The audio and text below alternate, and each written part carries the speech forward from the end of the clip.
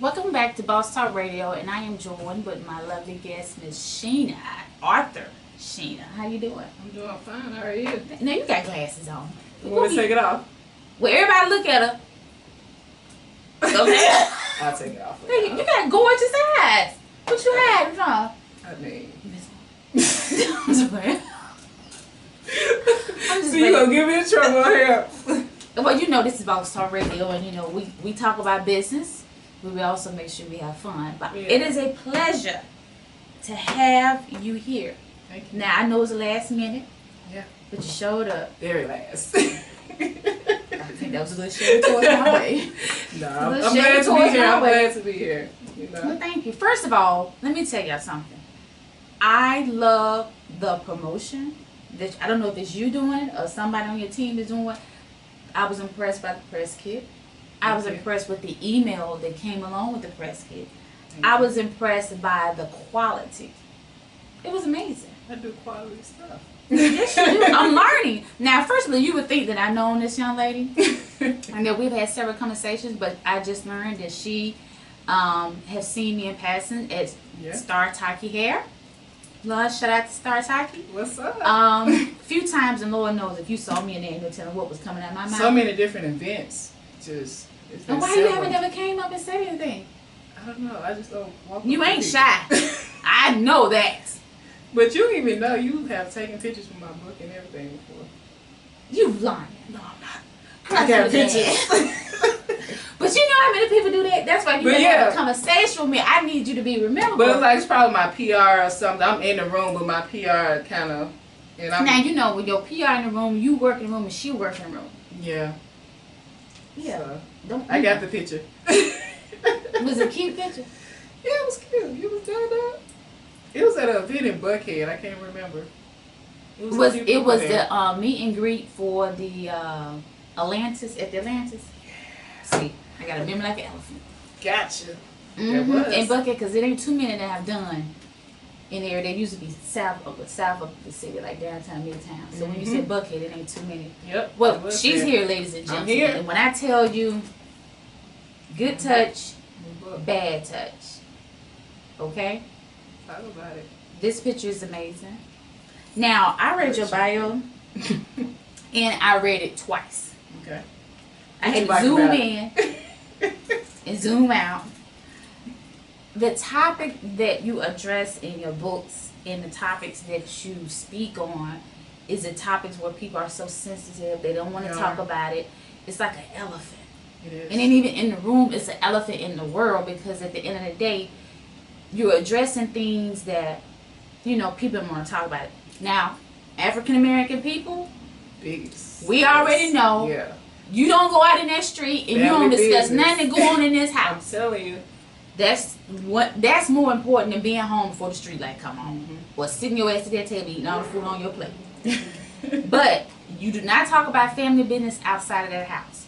9 times out of 10, African American homes are broken homes, so therefore you're being raised by a single parent, mostly female, who therefore gonna have a relationship with a male significant other or female significant other, whatever fits you. That's great.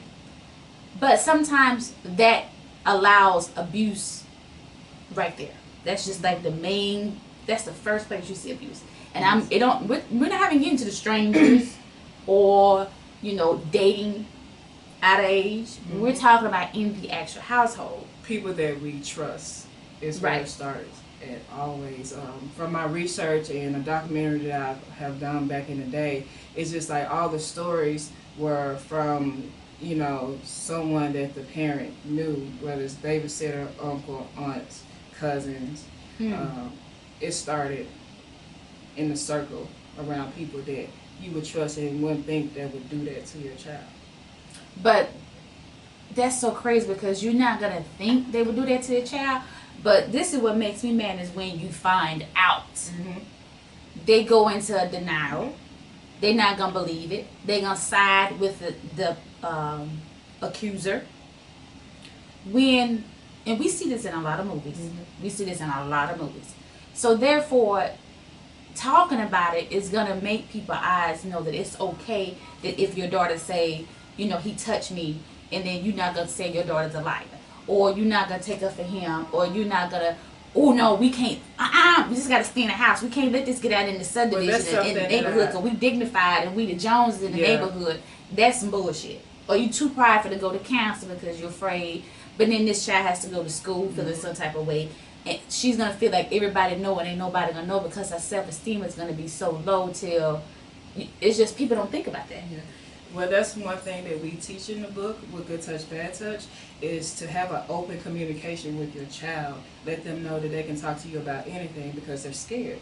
They're kids. You know, the predators, they prey on these kids and they tell them things like, if you tell, you're going to get in trouble. And that's not the case. And parents need to let their kids know that it's okay to come talk to mommy or daddy if someone's touched you. The good touch, bad touch. You know, you teach your kids, no one's supposed to touch you down there. You know, let mommy or daddy knows. But, you know, that's the biggest thing is fear. And us as African Americans, like you said, we don't tell our business.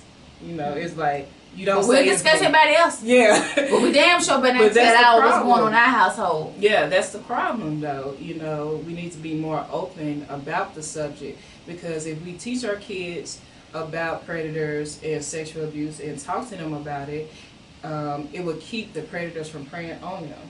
You know, and kids are, you know, that stuff, it goes into your adult life. You know, I've talked to several adults, parents who got kids now, and they're still traumatized by it. You know, they don't let their child go anywhere because it happened to them. Oh, yeah. You know what I'm saying? It's just like overprotective because of fear. Overprotective. Yeah. Very overprotective. But, you know, having this open communication with your child, you know, it allows you guys to talk about things like that, and it will help to protect them in the future. Right. You know, these kids are, you know, some of them are depressed, low self-esteem. Now I'm talking to a lot of girls in the juvenile center, and then I found out majority of them been sexual abused. The majority of them have been sexual abused in some type of way. And, you know, they have low self-esteem. And I started a mentor program called Black Girls Can Create to let them know they can do whatever they want to do. No matter what happened to them in their past. You know, they can be whoever they want to be because who's going to stop you but you? That's so true. That's so true. No one can stop you. Like what Sheree says, who gonna check me, boo? Who gonna check you? Who gonna check me, boo? Who gonna check you? You can be whatever you want to be. You know, I watch older women in their 60s, 70s become great actors, getting awards. You know, people say, hey, they too old. They got it. They got it. I ain't talking about that. I said about myself. Yeah. But you got it. You know, if that's what you want to do it. You know, everyone says, damn, I do everything. I'm a writer. I'm a film producer. I own a film company. It was like, is it anything that you can't do? I said, no. Because I'm going to do whatever I want to do because no one's going to stop me. What's your sign? I'm an Aries. April 18th. What's that about? Hold on, you got a little side joke. No, y'all are great business people. I work well with Aries. I never dated Aries, so I don't know about that. But Aries are great. We're strong-minded. So strong-minded, very stubborn. Yeah, it gets me in trouble in relationships. Yeah, very stubborn, very great, very fun, and very giving. Yeah, so that's, I mean, and that sounds like general characteristics, but there's some signs that ain't none of that. Yeah. Okay? Yeah. Like, you can't say that about some of these signs. So, but Aries, I know for a fact. That's great. They're the second best. So, for what's the first? Don't say Virgo. This show is over. We're going to go to a commercial. Come right back. No, we're going to come back and talk about these Virgos. Yes. September 1st. Virgos. That's why we come back. Yeah. We're a handful, but for business, about our money, overthinkers, very detailed, you know, swag, all that. Swag. I had to throw that in. You got to throw that in there, swag. Yeah, check Google Virgos. I know about them. Yeah. Some few great ones. Yeah. But, so not only do she have the book Good Touch, Bad Touch, which is so cute, like, that is amazing. having a book signing this Friday at Newberry Bookstore, South Lake Parkway. It's near the South Lake Mall, somewhere more. Newberry? Yeah, it's a Bookstore. Yeah. Okay. Yeah. South Lake Mall. What time? Starting at 2. I don't know how long I'm gonna be there though. 2 or 3. No, I'm gonna be there. I'm gonna wait till a couple people get off of work. I'll probably be there. Saturday? That's on a Friday. Oh.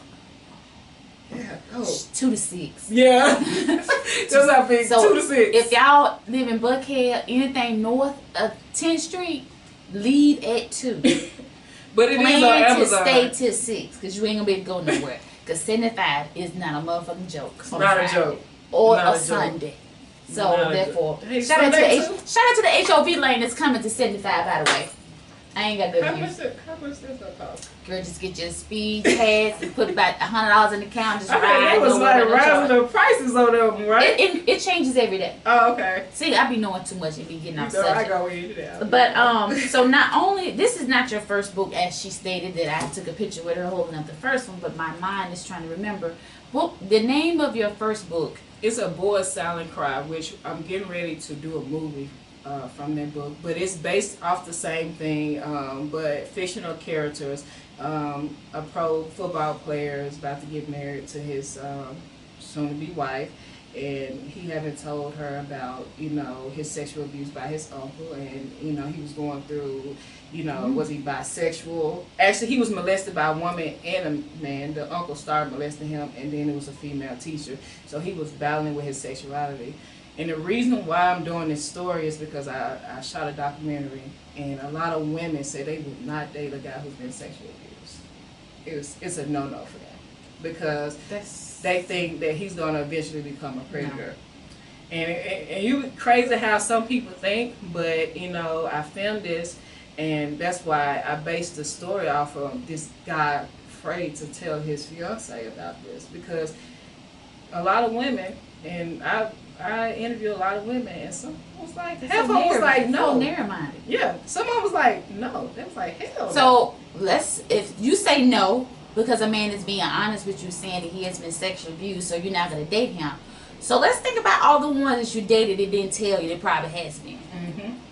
It's a lot of men out there that's afraid to tell the woman they with that they've been sexually abused, especially by a guy, And, first thing is, he must be gay, or, he's going to become a predator himself. So, or either become gay. Yeah. Which is the dominant. And, yeah, it's sad, but, it's a lot of women out there that think that. That's crazy. Yeah. Okay, well, you guys live in Atlanta. So that's all I'm going to say on that subject. Moving right along. Yeah. I want to make sure I'm around for that one. I can't wait to see that. But that's great. That's amazing. So, is that book cover red and black? I'm still trying to remember. Dang, that was a while ago. Lord, never mind. Yeah, we are. She's a little busy right now. She'll get back to us. Yeah, we'll talk about that later.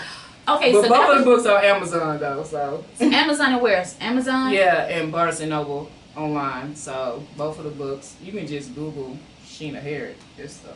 Oh yes, it does. Yes, it does. So, is there anything else besides you doing you did a documentary now? You're shooting a film for that one. Is there anything else you're working on?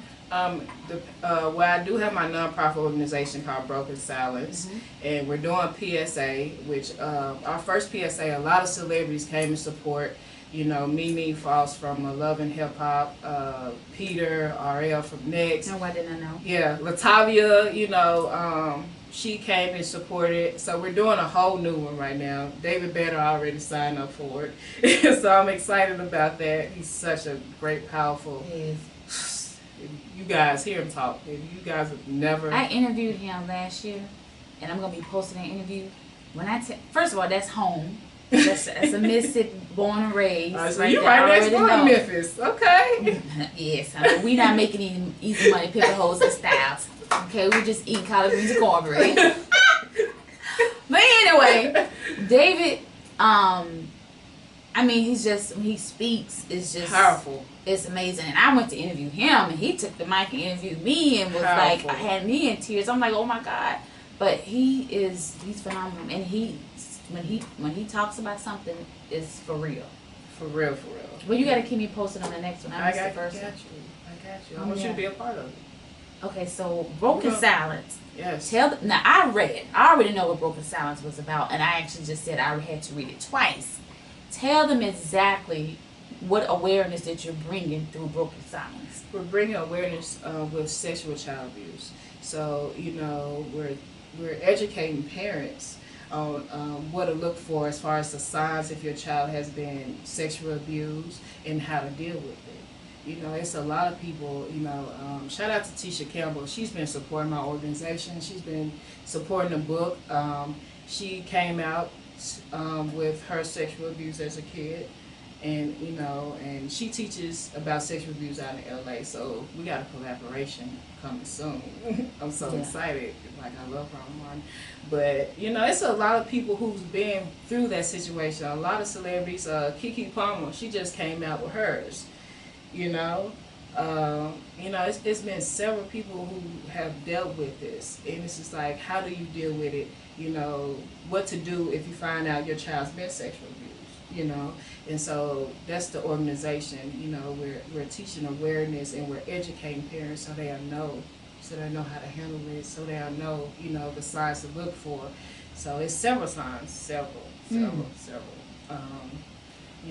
media doesn't help it because, I've seen stuff on the media where a teacher, male or female, been messing with these kids and they get off. Celebrities have gotten off. It's been several situations that I'm like, when are they going to make an example out of somebody so this can stop? Right. Because kids are innocent, they're pure, and they don't deserve it. But it first of all, I always take stuff back to training. Mm-hmm. Like, your training at home is going to have an effect over everything. I look at some girls now that I see, they be 10 and like they 18. Mm-hmm. Like, I'm talking about shape better than me. Mm-hmm. And more makeup, then I don't look like they centerfold ready. So it's just that it's little things that start. You know what I'm saying? You don't know who's watching your child when y'all out in public. You don't know, you're letting your child go to the bathroom. You don't know your child walking home from school.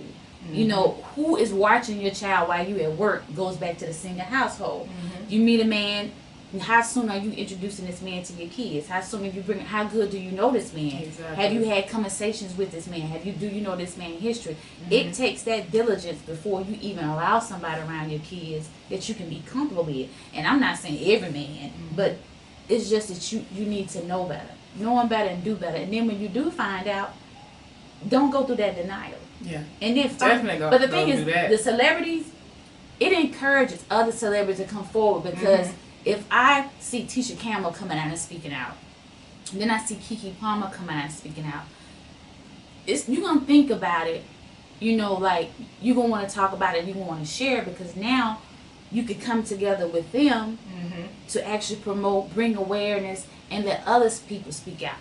And the world that we live in now is so social media driven till you will have people that have been sexually molested 45 years ago, but just because Tisha Campbell came out, they ready to talk. Yep.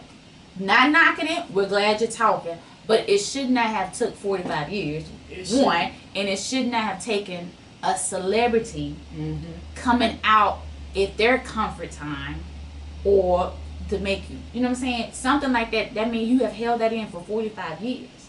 And it's just, and the fact that you have something like a guide and you're bringing awareness, but then also having a place for them to go. When I first launched the documentary and the organization, so many strangers inboxed me on social media to let me know they're survivors of sexual abuse and thanking me for telling the story, and males and females, And I didn't know what I was getting myself into because people are you really gonna talk about this? I did so many interviews and stuff, and they was everybody was like, you really talking about this? Yes, I'm really talking about this because it's something that needs to be talked about. And I talked to my grandfather. He's passed away now, but it was something I wanted to do. He was a minister in Memphis, and I'm just I'm finna go around with this camera and I'm just finna interview people about sexual abuse.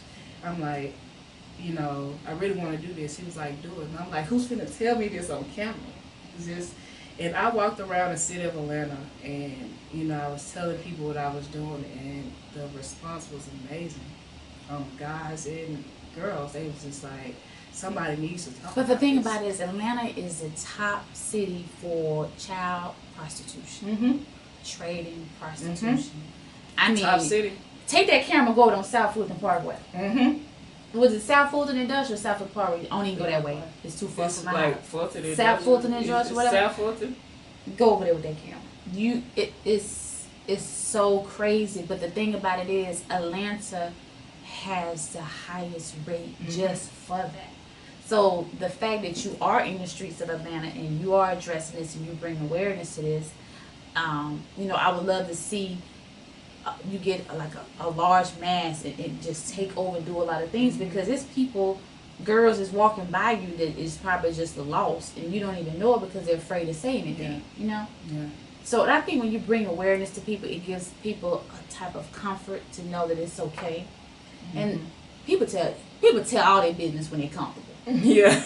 You get somebody open up and comfortable, girl, they just tell all their business. And I think that's what they need so that they can share that. But I love it. Like, I mean, this that's is something amazing. my grandfather said. He said they don't want to talk about it. He was just like, just talk to them about it. They're gonna open up, and they did. They did, and I was like, wow. I didn't think it was gonna get this big, but I just kept going into my first book and, you know, studying and educating people on it, and you know, it's just like it was happening, you know, in my family during the time of me filming. And, you know, it was crazy. My little godson was being sexually abused by his cousin, which he was only 5, but his cousin was 7. And so, come to find out, the 7-year-old's uncle was messing with him, so he was doing it to my godson. And so all this while I'm, you know, filming, I'm just like, you know, and my friend, she just a mess. She didn't know how to take it. She's like scared to, you know, have her son around other kids because she don't want him to repeat it. And, you know, I had to sit down and talk to her because, you know, she didn't know what to do, you know. But these are babies. These are kids. 5 and 7? Yeah, 5 and 7. But the thing about it is that goes back to parents stepping in and talking to their kids to prevent the 7-year-old from even going to the 5-year-old. So instead of having 2 people, now it's 3. And at that age, that's so young. You know what I'm saying? Yeah. But it's happening with them being that young. It starts that young, you know. And it's some sick people out here. Very sick. It is. I did some research for a daycare center, and it's becoming more public about sexual offenders. And when I tend to do certain things for certain projects that's involving kids, I look for that. You know, and I was telling my client, I said, okay, this is a great property, but there's 10 registered sex offenders within a mile of this school. There's some smart parents out there that pull up race, religion, teacher to student ratio, and sex offenders. That's an automatically research protocol for when you're trying